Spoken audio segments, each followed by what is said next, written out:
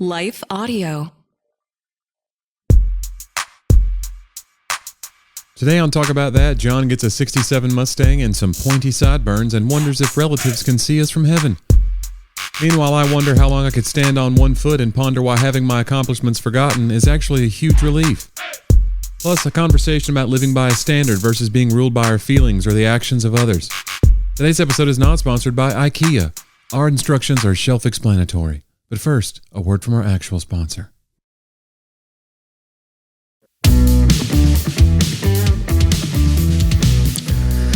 Better buckle up for another trip to Bantertown. Let's talk about that. John and Johnny coming from springtime in Nashville, Tennessee.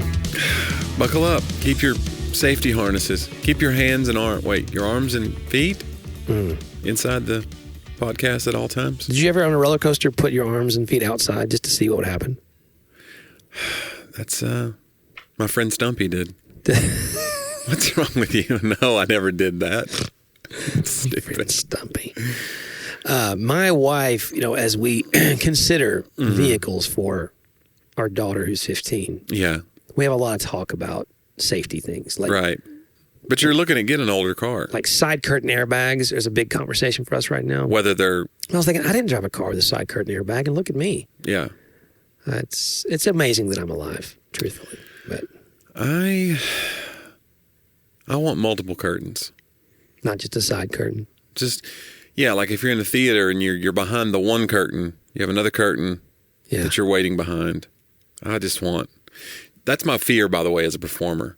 Of like, if you've ever done a show, you ever done anything like that where you have to come out between the part and the curtains? I have. You can't find the part, so you do this whole thing where you're just panicked. You're just panicked.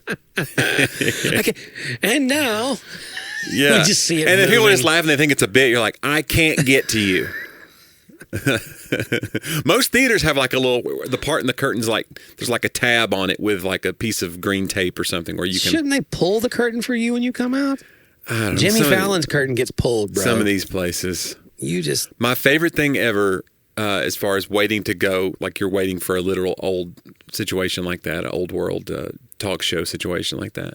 It's favorite story ever. Gary Goldman, who's a great comedian, he said whenever he does the Tonight Show or any of those talk shows like that, he's waiting, and there's a guy, the stagehand, got the headphones on. All right, we're live in 5, 4. And he goes, right when he gets to 3, I look over at the stagehand and I go, can you get me out of this? I just think that's so funny. What a funny thing to say. That's great. Did you see Conan O'Brien on Fallon the other night? Yes, I saw a clip of it. Yeah. It's great. We watched the whole interview.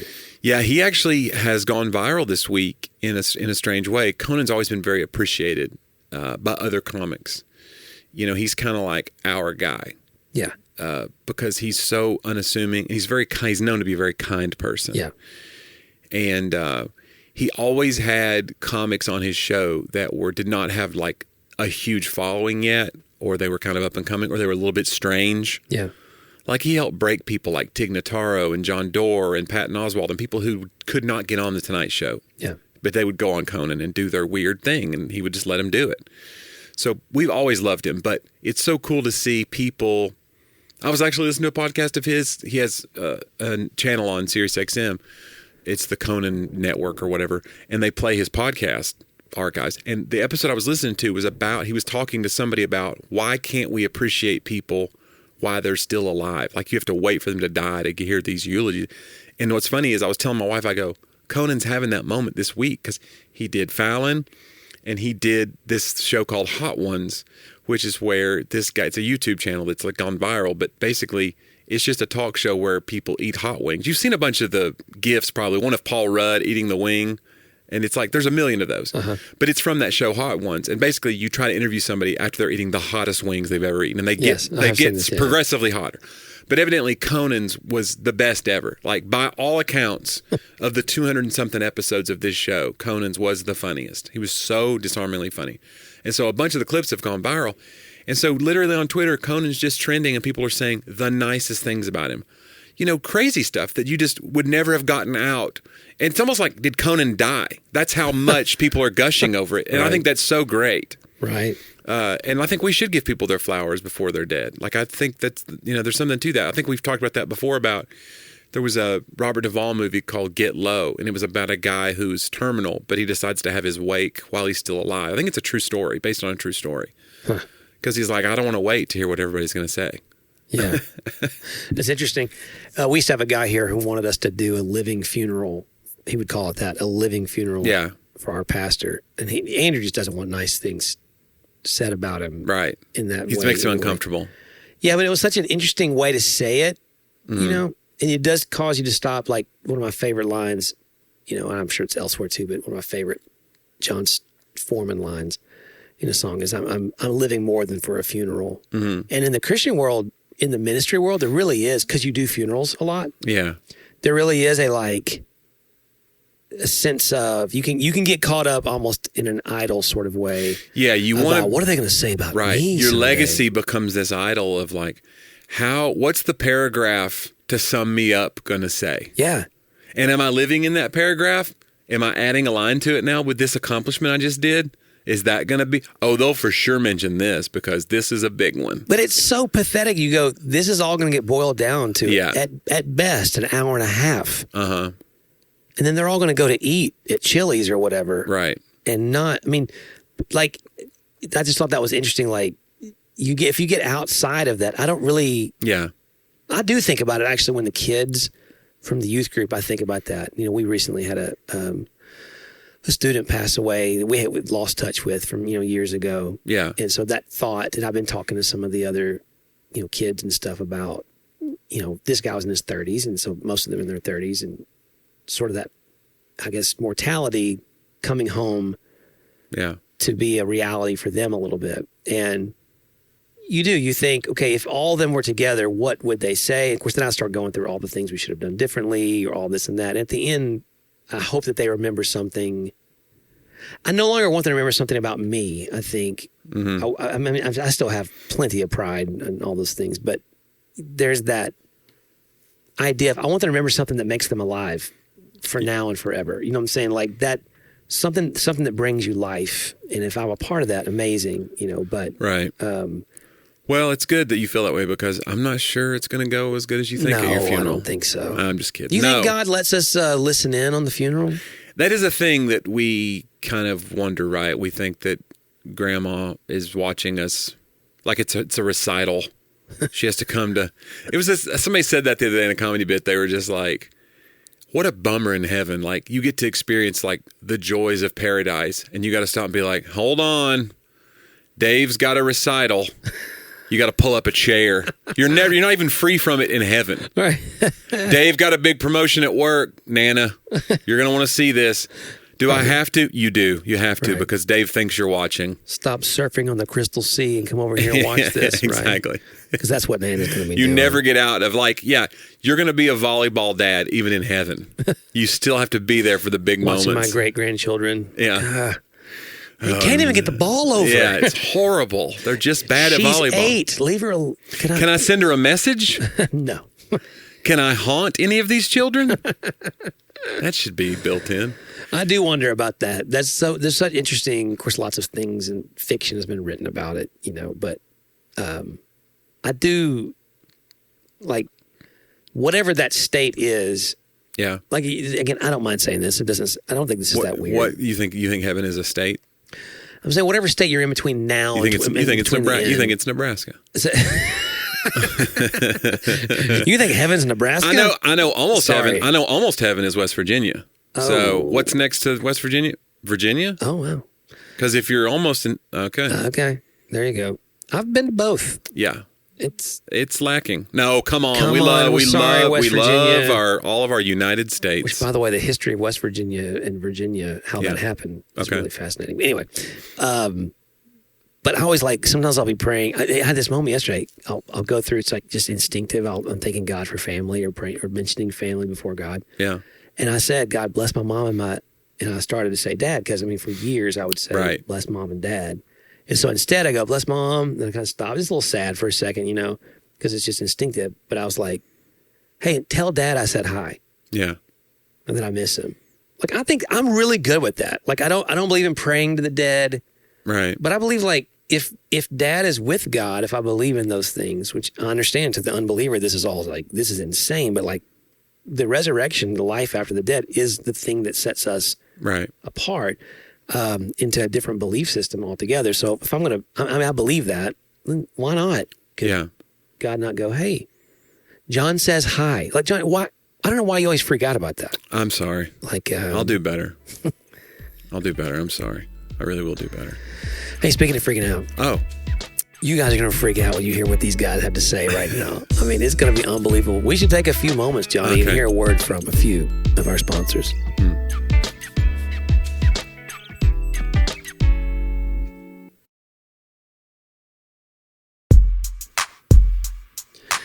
I'm freaking out. I know you would. No, that whole idea of like legacy, the pressure that you feel to have a legacy that when they do boil you down in whatever eulogy they give, that it's just so awe-inspiring and soul-stirring. That pressure is wild. It is. Especially if you're a creative like we are. Like, and you know, it's funny. It comes back to Conan. This was a Conan article that I read, and he said he was talking to another comedy writer or maybe another famous person, and they said Conan was really worried about, because he takes these wild swings with some of the sketches that he would do on his show. Yeah. And not all of them land. No. That's how comedy works. That's kind of what's great about it, is that you don't know. But he stayed brave. Yeah, he stayed brave. And so he was talking to somebody on the show, and I'll forget the names, but basically I think the person was saying in 1938, Time magazine said that basically the entertainer of the year was Clark Gable. And he was like, oh, okay. Conan said, okay. And he goes, when's the last time you thought about Clark Gable? He goes, a long time. Decades. Yeah. And he goes, exactly. And he goes, when I left the room, he goes, this is all going to burn. Basically, and he goes, when I left the room from talking to that guy, he said, you would think I would feel bummed out. He goes, but I was lighter than air. Because I realized it really doesn't matter. So it gave you the freedom to fail. Because you're like, when you think like the successes won't last forever, so why try? That does resonate with some people. But what resonated with him was the failures won't last either. Yeah. So I can take these wild swings. I can keep doing it. Yeah. So I don't know. I think it's just how you look at it. No, I do. I get comfort from hearing about others who you've forgotten. That's why I study history that you maybe never heard of before. I find comfort in that. Like, oh, we forgot about this, and look how important it was. Right. And how important it still is. And that, yeah, there's something, me feeling smaller makes me feel better than me trying to feel bigger than I know that I could ever be. You know what I'm saying? Yeah. I can't fill these spaces. And the American dream has shifted. The American dream at one point, or at least how we like to portray it, is to, make a living, provide for your family, picket fence, but it's about family, right? It's about having land to farm, those kinds of things. And again, I know I'm being insensitive to all the others who that was their land before and those kinds of things. I just mean, like, if you just take straight up 20th century American dream type pop mythology almost, that's what it was about. And then American dream become a millionaire. Like somewhere along the line in our 80s and 90s, the all-encompassing thing was, if I could just be a millionaire. Our parents, that's when sweepstakes and lotteries and get-rich-quick schemes, became so much more. I'm sure they were always there. Scrooge McDuck. We wanted to dive into a swimming pool full of gold coins. Yes. Somehow he can do it. Everyone else walks on it, right? Yeah. Because we'd be the ones who could pierce the golden Seems like it would hurt. Surface. Yeah. Really hurt. He went right on through, though. Because you assume you're the guy that can swim in it, even though everybody else would Seems hurt. Like you'd break your face. Come on, He's going in head first. Going to the doctor. But it's to go, it's good to just love my family well. It really is it should be a dream that I have a place to live, that we're not at war, that my kids are doing well.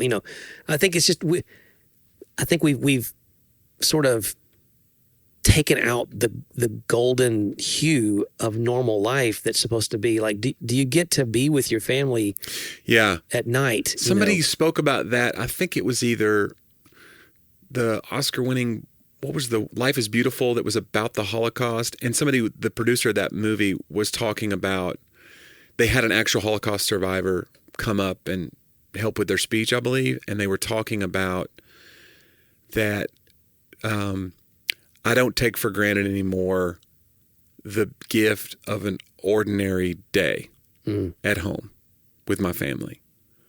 And that's the most beautiful thing. Just an ordinary, boring day. Yeah. Like the thing that we go, another day.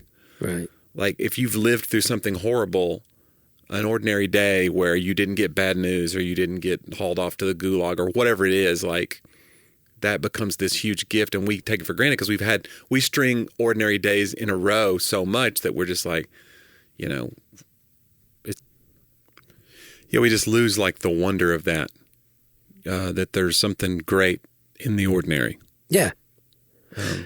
It actually reminds me. So, Johnny, you're going to kill me. Oh. This is not time for quote yet. Oh. But it reminded me when you said that of a quote. And if I did this, then every time I would always be reading C.S. Lewis, because truth is I get some C.S. Lewis quotes every day. Like I'm not just out reading.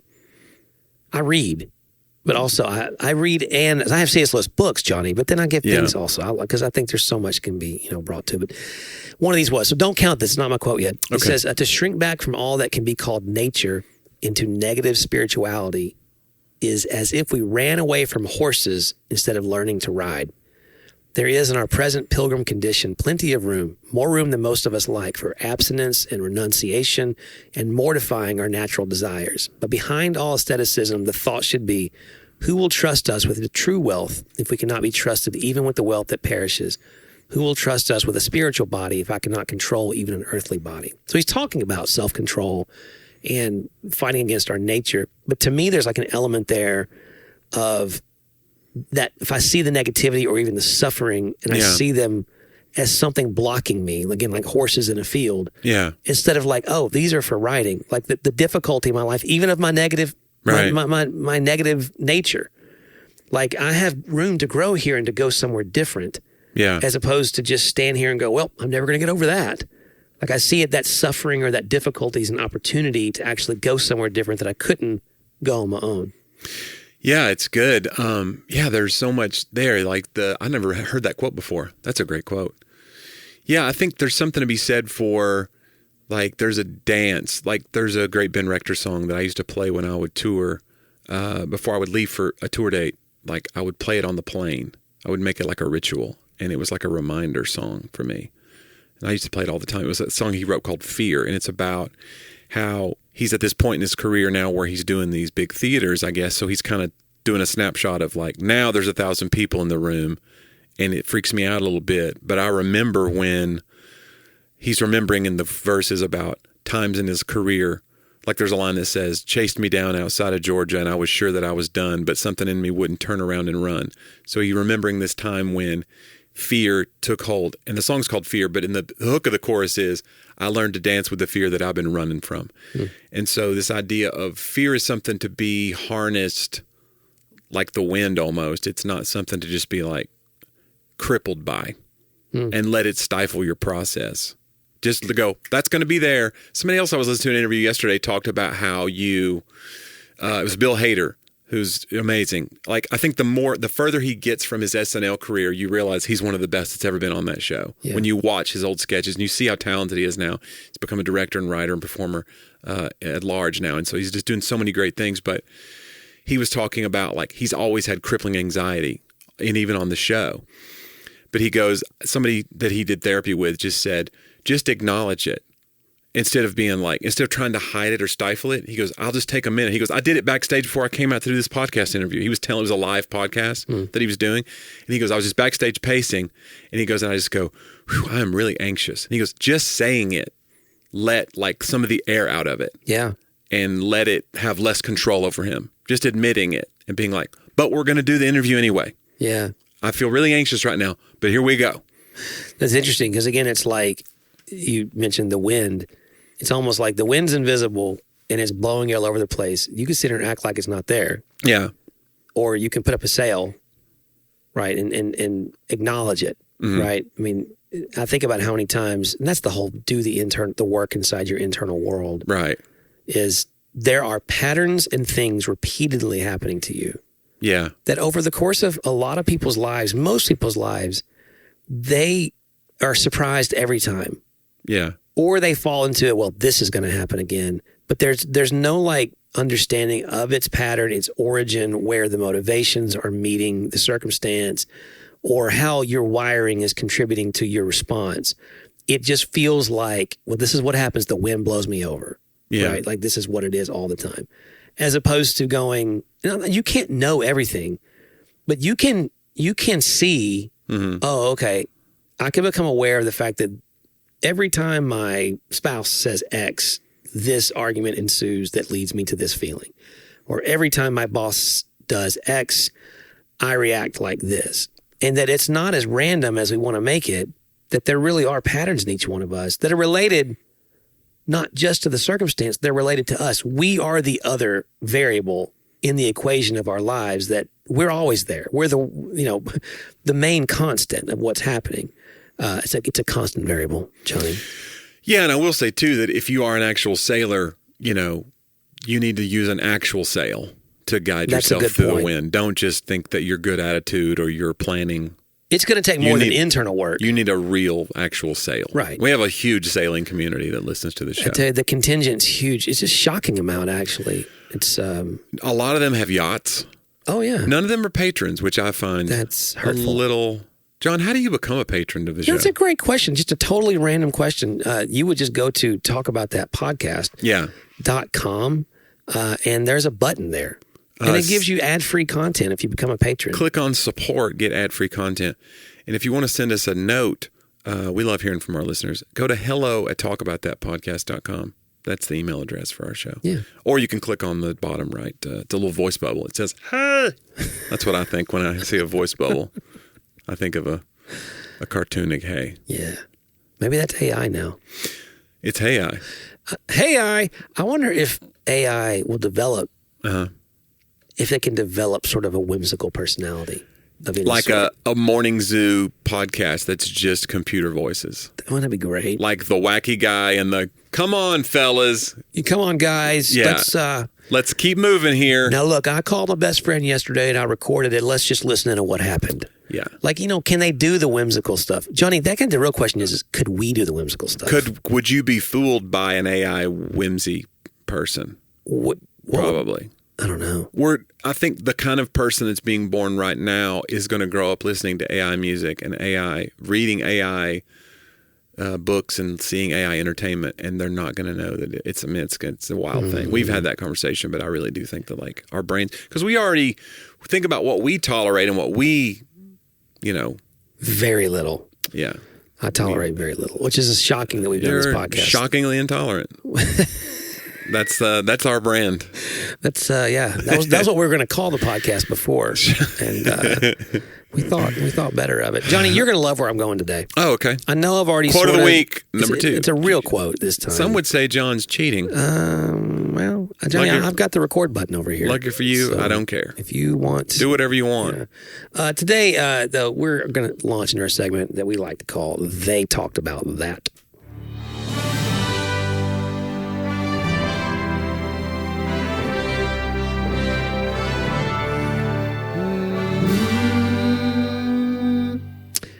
Omar N. Bradley, United States Army.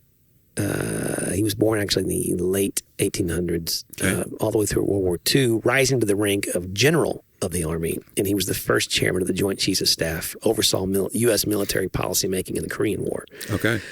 He said, this is great, Johnny. This is like total alignment. Total alignment. Set your course by the stars, not by the lights of every passing ship. It's good. Set your course by the stars, not by the lights of every passing ship. I have that talk a lot in our teenage world because to me, emotions and feelings are really important, right? So we're living in a world now where I don't want my daughter growing up as if we're dismissive of feelings. And especially, I think the way that she's wired, that would be very detrimental to her feeling valued by her family. It's not just, hey, listen, we don't sit in those emotions here in this family. You pick yourself up and go. Right. At the same time, you can overdo, because emotions are like caffeine a little bit. Mm-hmm. Like too much of them will cause you to feel bad, right? So there's got to be a limit to it. So how do you limit something without telling someone it's not important or making them feel invalidated? So this is that constant for me of, I don't want you to feel like I don't care about this. Also, I don't want you attaching yourself to this. To me, that's like the lights of every passing ship. Like if you set your life by what these emotions will be, they are to be felt, not to be followed. Like they tell you something. If you see a ship going that way, then you know that's one way you can go, right? Maybe it's a ship that you're connected to in the Army in this particular metaphor, the Navy, sorry. And so you need to be going the same direction. You lost your way. You need to follow. So sometimes following your feelings can be important. Yeah. I think more to me is following your gut, which the definitions of those would be different. Like in Enneagram triad language, you have 3 types that are a part of the head triad who are more brain focused first. They think first. Then you have the feeling or the heart triad, which they're going to feel first. And then you have the gut triad. And I think for me, the most confusing thing over the years has been, well, what does that mean versus feel? How is feeling and gut reaction really that different? And I think the way my wife would say it would be like, if you're in the gut triad, then when you have this thing, it's a thing you feel in your body. Yeah. It's not just in your internal self. Like you have a physical feeling in your gut or in your head or whatever. Like this is almost a visceral reaction to something. Yeah. I think to me, a gut triad person is like, because I've read an article about this thing of almost like there's an evolutionary like caveman brain thing that keeps us out of danger. And it's the reason we're living longer. Because like if we walk into the jungle, we get into a fear mindset and we go, I don't want to do that. I thought I saw a snake or whatever. And because of that, we live longer, but we also might die because we didn't go forage for food. So like if you're a gut triad person, like you get your spidey sense tingles when there's danger, but you might not win the big thing because you're never taking risks. Yeah. But our lack of risk taking has been rewarded with longer life. Yeah. And so it's a strange thing that's developed. It is strange because you do need to learn to follow your gut instincts, but I think they need to be in, or even your feelings are important. Yeah. All of these need to be balanced. I mean, get great, any sort of therapy wisdom would say, I mean, the goal here is that you don't just do what you thought first because you might be wrong in the way you're thinking. Yeah. You don't just do what you feel. You might be wrong in your feeling. And you don't just react to your gut because your reaction might be not balanced. So, so community, we would say here in church, I mean, having other people, like you're in my group, you know, if I'm thinking something, I'm like, all right, guys, I got to bounce this off of you because I'm probably thinking something that's not that far off, but I don't trust it right now. What are your thoughts, gut reactions, and feelings about it? So that's, part one. Then, putting up against God's ways. Okay, what can I find here? Right. The way God feels about things. Yeah, I used to think about it as like standard tuning on a guitar. Like that's the stars. So like you could be, if you want to tune a guitar that's been out of tune, you can start with the top string and then tune the next string to that top string. Right. And you could get it in tune with itself. To itself. But it's not in tune with standard tuning. Right. If you don't have, you go play with a band who tuned to a tuner, you're going to sound awful. Right. That to me, that's what it is. So we have a whole mindset in culture now that's in tune with itself. But we have no standard anymore to hold it up to. So if we ever did, we go, I'm way off. So we just stop looking at the standard. We go, well, throw the standard away. I'm good. Because, and I'll start my own band. Right. Wow. John. They didn't hear that. Okay. John we just heard something really loud in our ears. John started his own band in my head. As soon as he said that, a bunch of music started playing. That was wild. Yeah, sorry. No, that's really good because, you just get everybody to tune to your tuning. Yeah. Yeah, that's... So you have a lot of people literally playing their own tune, and they go, look, we're good. And you go, yeah, but you can't have community that way because how are you ever going to play together? You don't have a set standard. Yeah. You can't sit in with anybody. You've literally isolated yourself by building your own standard. That's interesting. John, this is a book. Oh, yeah. Oh, I'm taking it. Okay. Listen, John and Johnny need to write a book together. Yeah. We're totally scared to do this. A little bit. Because I think it would affect the relationship. Does it have to be funny? Because if you're in it, yeah, I mean, what else do you got to offer? You see what I did there? Oh, man. Johnny hates it when you do that, but you also want your book to be funny. Yeah, it would need to be for it to be. Right. People would have expectations. What, on brand with you? Is that what you want to say? On brand. If we stuck with your platform, what other gross words got to come up with now? Can we not just be friends who write books and sell them? Mm-hmm. Wait. No, right. I just brought my thing in. Yeah. Can we not just make a pile of money as friends? There's no way the money would affect us. I still love it. When we were in the band years ago, it was like it became a running joke because it happened for real the first time. Uh-huh. I think I said something like, Johnny, I'm really ready for this music thing to take off or something like that. Yeah. And you were just like, oh, well. That's all I was waiting for. That's what we're waiting for. Here, well, let's just go do it. Like there was someone. He's ready. Just wanted to do it. No, one more thought on that triad thing that also could be a book that just came to me. Like, people make assumptions. Religion makes assumption about how God, like, either interferes or interacts.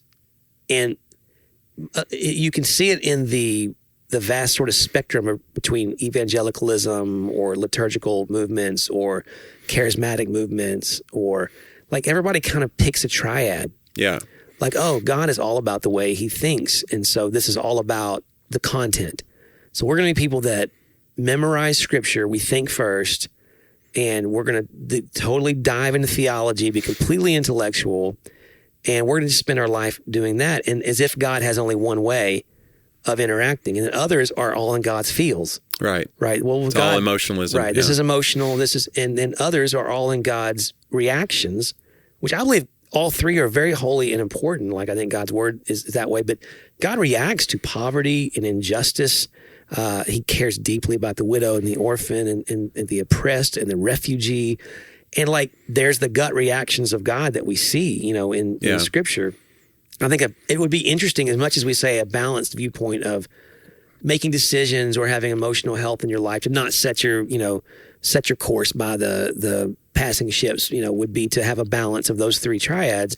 I think to understand the way of God really is to in terms of a functional kind of daily way, not just theological viewpoints, would be, hey, look, yes, the content really matters. Also, yes, the heart of God really matters. And I will be unbalanced if I focus on one to the detriment of the other. Also, yes, if I don't find in my life having those gut reactions like God does to poverty, to those in need, then maybe I'm missing out on a fuller expression of how God really interacts with me and with the world, to the detriment of just all the others because I pick one. So anyway, interesting thought. We'll call it the God triad. Not to be confused with the Trinity. No. Not the triune God. You put try with God, you better get it right, because it's going to be, I haven't thought this through. Let's just do the funny book. Okay, yeah. It's fine. You're right. Johnny, that reminds me, though. What's that? You're the other person in this podcast who has a segment. Oh, that's right. That was an interesting segue. You're like, Johnny, wrap it up. John, let's go all the way back. This week in history, we call it Talk About Then. John, this week, 1964, Ford's new sports car officially goes on sale. Mustang. The Mustang. Did you have a Mustang? I did. What year was yours? 65. Oh, you got the 65? My brother technically owned it. I had a 1988 Plymouth Sundance with defective paint on the hood and a cracked block. And Not as much of a woman getter. No, but when my brother had a Mustang that he painted cherry apple red. Yeah. And candy apple red. Candy apple red. Sorry. Cherry's red. Anyway. Cherry and apples are different fruits, John. And so whenever my car broke down, he had another car he was driving. He let me drive that my senior year. And that was your year. That was the year of John. They still talk about it. I had the Jason Priestley 90210 hair going on. Did you have the pointy sideburns? I did. Extra pointy? I had the nice sideburns down. I had the big flowing hair, and I drove a 65 Mustang. Oh, I'm sorry, it was 67. Okay. I drove a 67 Mustang, and everything was right with the world. I will tell you this, though, before you go back into your history. Yeah. Old cars, especially when you're a kid, not as romantic as you might think. It's a lot can go wrong. Like you're always tinkering with them. You have things go wrong. It looked amazing. Yeah. But like it might just run out of gas randomly on a quarter of a tank. Yeah. I don't know why. Sometimes it might just bottom out on a speed bump because it had old shocks and you can't take them too fast. So it was great. You know, but I remember my old Electra, if you ever wanted to just floor it, it would go boom, it would make a pop sound, and then it would take like 2 seconds before it went, and now we're going. Literally, if you hit pedal to the floor, it would just have like a second where it was just like running in place like Shaggy and Scooby. It's almost like the Titanic. Like you send a signal down to the boiler room. They're like, boys, and they start scooping stuff like, into what's happening in that 2 seconds? But I really need to go now. That's great. So, all right, John, I just wanted you to guess, what was the base price of the 1964 Mustang when it came out? If you're a true Mustang, by the way, aficionado, you would know if you have a 1964 Mustang, you don't call it 64. What do you call it? 64 and a half. Oh, okay. What month? Did they say what month it was made? No. So you would call April. It was April. So they called it 64 and a half Mustang. They wouldn't say 64. I don't know why. You would always say it was 64 and a half. Well, there you go. I would say base price in 1964 and a half. Yeah. I'm going to go with $8,500. $2,368. Way It sold less. an industry record of 417,000 units in its first year. So they sold almost 500,000 of these. It was originally intended to be a mid-engine 2-seater roadster, but that changed when the sales of the Thunderbird increased after adding a back seat. Wow. So they kind of looked at passing ships, if you will, and said, now. let's change our But that was also a course. Ford. Yeah. So they looked at their own passing ship. They kind of thought we need another car that's kind of like a sporty, but they want more families to buy them, I guess, right? Because so I guess they didn't want it just to be a 2-seater. I like the Mustang all the way through I think early 90s. They turned Mustang into like a tiny little sedan. Yeah, it wasn't. It stopped being a power car for a while. Yeah, it wasn't a muscle car looking thing. And then they brought it back. Mid 80s, it got good. Sorry, late 80s, it was good. Maybe it was 90s. When was it? Maybe that was late 70s, I'm thinking of. Because you had it when it was like the big, like fastback Huge GT hood version. coming off the front of it. Yeah. They got real big and strong there, and then they went down, then they brought them back. But all right, John, we'll keep moving because we got a few to get through today. Let's just do this for all day. John's car history. John, the world record in 1982 was set for standing on 1 foot. Oh, wow. Guinness Book of World Records, do you want to take a guess on how long in Ravi in India stood on 1 foot? These are hard because if I guess, I'm either way off or let's just do it. I'm going to say, is this hours or days? It's hours. Okay. I'm going to guess that he stood.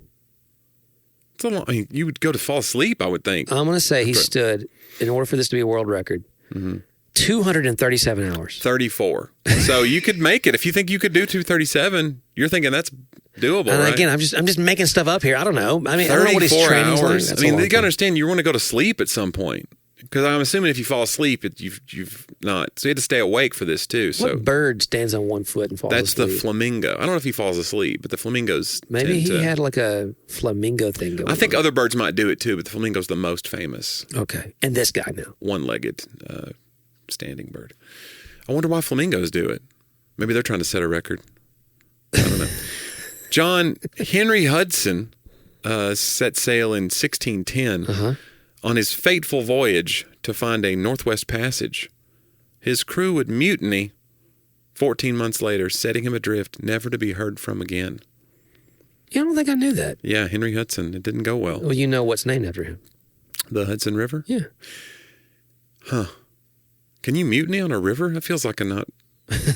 Sure you can, Johnny. It's like a really tiny place to mutiny. We can mutiny on a church staff. You can Yeah, mutiny well, that's what I was anywhere going to you say. want. I brought it up because I was thinking, like, when we think of mutiny now, we think of like your staff turning against you. Yeah. Do you think you've ever been a part of a mass mutiny? No, I've not been on. Just a slight uprising you had to put down with an iron fist immediately. You mean about being mutinied against, or part of mutineer? I mean, are you aware of the current mutiny against you? Because it's coming, buddy. This entire episode has come to this one point. To let me know. I've got them here. Come on in, guys. Come on, guys. We're. It's tough. Mutiny, yeah. There are laws, right? You're not allowed to mutiny technically, right? On a ship? Yeah, you're all going to be court-martialed, and I believe there are international shipping. you laws. got to have rules. Right. He's his word is law. Unless there's probably reasons he could be, Yeah. Because you got to think, man, you're out there. Yeah. So it's its own little planet. You got to have floating. somebody's got to be in charge. There's a lot of sailing and ship references today. You just call a ship a planet. Well, we mix a lot of metaphors here too. It's like we bring up the Death Star. Horses right before the sails, right before the Sorry, guys. Okay, last two. John Leo M. Frank was born this day, 1884. He died in 1915. That's important because he was an American factory worker. He was convicted of murdering 14-year-old Mary Phantom. Although sentenced to death, after reviewing the evidence, the governor commuted his sentence to life in prison. But angered by the change in sentencing, a mob kidnapped Frank from prison and lynched him. The lynch mob was said to include prominent citizens, including former Georgia Governor Joseph Mackey Brown. Nobody was charged in the lynching. So these people didn't like that he was commuted from death to life in prison. They mob the prison, grab him, and this is why I put it in the history, though. His conviction was based largely on the testimony of Jim Conley, but was overturned in 1986, so this would have been a full 100 years later, 102 years later. His conviction was overturned in 1986 after evidence surfaced implicating Conley. So the guy who was the reason that he was convicted at all was later implicated in the murder of the girl. Okay, first of all, you said 1915 and 1986? No. He died in 1915. He was convicted. He was born in 1884. So, yes, he was convicted in 1915. Okay, so this happened 60-something years later. Yeah. So they... Yeah. Well, roughly, 70 years later. Right, you're right. So, wow. What city? This was, let me see what it says. It says American factory worker. I could look up more. Yeah, it doesn't say. This wasn't racial in origin, was it? I don't know. We need to look up more. Fagan was the last name. Mary Fagan was the 14-year-old. So Georgia Governor Joseph Mackey. So it was Georgia. Yeah, Georgia. So the Georgia governor was involved. Former governor, when he was involved in the lynch mob. Nobody was ever charged in the lynching, so they didn't have there was no comeuppance for the people who. Wow, isn't that wild? And that was the craziest footnote, though, was that the conviction was based largely on the testimony of Jim Conley, but the conviction was overturned in 86 after evidence surfaced implicating Conley. So unbelievable. Yeah. That's a movie. Yeah, this is at a pencil factory. Okay. By the way, pencil factory in Atlanta. Yeah, her murder later led to one of the most disgraceful episodes of bigotry, injustice, and mob violence in American history. There were two small notes next to her body that purported to pin the crime on Newt Lee. Is that who we're talking about, Newt Lee? This says Jim Conley. So Conley was the factor's janitor and a well-known drunk. And so Conley shifted the blame towards Leo Frank, the Jewish owner of the factory. Despite the absurdity, they nevertheless took hold. The case's prosecution the prosecutor was a bigot and a friend. This is from history.com, by the way. Friend of Georgia's populist leader, Tom Watson. And so it was tried, and the blatantly unfair trial went forward, and where Frank was incarcerated. So yeah, they blamed the Jewish owner. Yeah. That's why it's such bigotry. That's wild. And so yeah, it was, and the guy actually covered it up. Wow, that's crazy. Yeah, this is crazy. Anyway, so last one, John. Although he received a posthumous pardon. Yeah, a posthumous pardon in 86. Yeah. John, finally, this week, born 1497, died 1553, another one where the death date is kind of important to the story because it was Pedro de Valdivia. He was a Spanish conquistador, which, man, what a great thing to be. Conquistador? Just that flowery... It's a great name, but they did a lot of horrible things. But I'm saying if you're going to do horrible things... Be called something? Be called, give you a, fancy 50-cent word, or a famty. Famty. Anyway, he was a Spanish conquistador. The first governor of Chile, founder of Santiago, Concepcion, and Valdivia. He was killed during a campaign against the, I'm not going to try to pronounce this, Araucanian Indians. Legend has it that the Araucanians captured and executed him by pouring molten gold down his throat to satisfy his thirst for treasures. Wow. So they did a little bit of, is this what you want, this is buddy? What you've been wanting. Yeah. That's it kind of mirrors the golden calf thing a little bit, but way more intense and deadly. Yeah. Well, a lot of people died in the golden calf day. Oh, do you think they did? Well, yeah. From drinking the calf? Well, no. When the earth opened up and swallowed a bunch of them because they were still in rebellion. Actually, that already happened. Then they drank the golden calf. The ones who survived drank the golden calf. Yeah. Yeah, because remember, it was like, hey, if you're against God, get on this side. Right. or against Moses. Yeah. It was like, I wouldn't do that. Guys, if you ever hear someone says, look, if you want to be against me and Moses and whatever, then go and stand over here. Don't do it. Don't stand in that spot. Stand on Moses' side. Yeah. But yes, they poured molten gold. Molten gold down his throat. That's the legend anyway. Wow. I don't have any. I don't know any actually Arakunian, but it was in This Week in History. So that's fascinating. We've never been led astray before. Hey, speaking of history, I didn't tell you what I did last week because you'll never guess it. Okay. I went to an event in Nashville with my wife. So we had some friends who were volleyball parent friends who they had some tickets that someone had a loss in their family and they just needed someone to go with them, which we usually determined when we were home. We went to downtown Nashville. Yeah. In an old church that's now an event center. Right. Are you ready? Sure. I'm not sure you're ready. Okay. An Edgar Allan Poe speakeasy is what it was called. Okay. These are pop-up events. Right. They do them in different places. And you sit in like rows, and it was really, really fun. It's like they have a little set, and the actors are doing, they're adaptations. They come out, and you got lights and all this spooky stuff, and then they bring drinks to the crowd. Ravens and such? Yeah. They have the drinks are named after the raven or whatever, and then someone gets up and does like a 5-6 minute So would you like a refill? You go, nevermore. It really was. It was like and they're very like in costume. Actually, bring me one more. I'll have one more. Please. One. Yeah. One for more. Quote me, one more. But so it was really interesting. I'm not a big Poe fan. Yeah. Well, they had a lot of funny things they did. Right. I forget what they all were now. Like, if you guys want to donate to the actors, you can, because we're all very Poe. Like, it was very, like she kept throwing Poe in to all the things, but it was really well done. It was interesting. They're like, if you don't like this, you would like it a lot better if you were on opium. But anyway, Poe was into some stuff. He was in some heavy stuff. It was interesting to hear all the loss in his life and how that, like, he was writing about the death of a wife while his wife was dying of tuberculosis. And that's when they started to go, maybe this guy's... Right. But they also thought maybe that was just part of... Actually, he was the first American, I think, writer to make a living at writing. Okay. So he should be your hero, John. Well, I'm still not making it. Oh. It just depends on the year, Johnny. Being in writing is a... Whew. Sometimes you're rich, sometimes you're Poe. It's okay. Man, well, that's a fun day today, Johnny. We went a lot of places. We boarded the ship. We let the wind carry us where it would. We did. We're not afraid of it anymore. No. We're going to dance with that fear. That's right. We're going to ride the ponies on the ocean. Put up a sheet and just see what happens. Just go and... There was a lot of metaphors. It was. We're not afraid of metaphors here, or even mixing them. Nope. Yeah, and you know what, guys? You shouldn't be afraid to find more episodes with more metaphors. Where would they find that, Johnny? Talkaboutthatpodcast.com.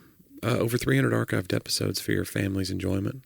You know what would really help us right now? Did you know, by the way, that there was an Apple update, if you're an Apple listener, that was put out that actually really hurt the podcast numbers of almost all major podcasts. Oh, as far as podcasts, as far as download numbers and things? Because it took it where a correction. If you had automatic downloads set to your phone, if you had 300 episodes, they all just go to your phone. Well, now they limited it where it doesn't do that anymore. So if you can go into your phone, hit the little buttons, and go up there to actually download the last five episodes, hey, it would help. It would help. It does help us. Yeah. And also share it and subscribe and leave a review and send us an email and maybe go subscribe to our YouTube channel. We don't ask for a lot. Maybe go to our Patreon. That was like 7 things. What do you mean you don't ask for a lot? Listen, guys, if you love it, you can do all those things. Just push right now that reverse 15-second button and just write down everything I said. Yeah. Just slowly. And then send that in a group email to all your friends. That's right. There is an exciting, actually our website's being redesigned as we speak. Oh, okay. It's pretty exciting. New website stuff coming out. Also, there's going to be some opportunities for you to subscribe to other content from us. Oh, yeah, that's right. Yeah, that's coming. So it's, it's fast on its way, Johnny.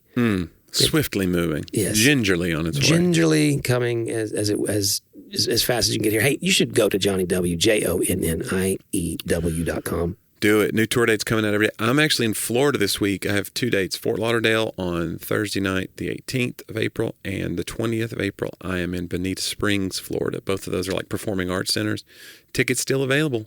Last minute Florida show if you want to come check out the show. Do it. Yeah. Do it. It's a beautiful place. Yeah, and more dates coming. Yeah, it's exciting. I got a few things cooking on my side, Johnny, but they're not as... Come on, don't downplay the writer's what you're world doing. is not as prolific in terms of its That's just silly. weekly bookings. and Until you whatnot. get like a book launch, then you're going on GMA. I did that one time.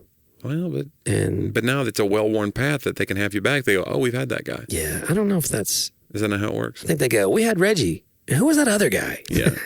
No, they remember Was he you. just carrying his bag or? Yeah. Johnny, I was. And I would Yes. carry Reggie Dad's bag anywhere I went. Okay. Happily. So, and yours too, Johnny. Thank you. If you'd invite me. Awkward. Hey guys, hey, thanks for the time you gave us this week. It was not awkward. We had a great time with you. Let's do it again next week, on. Talk about that.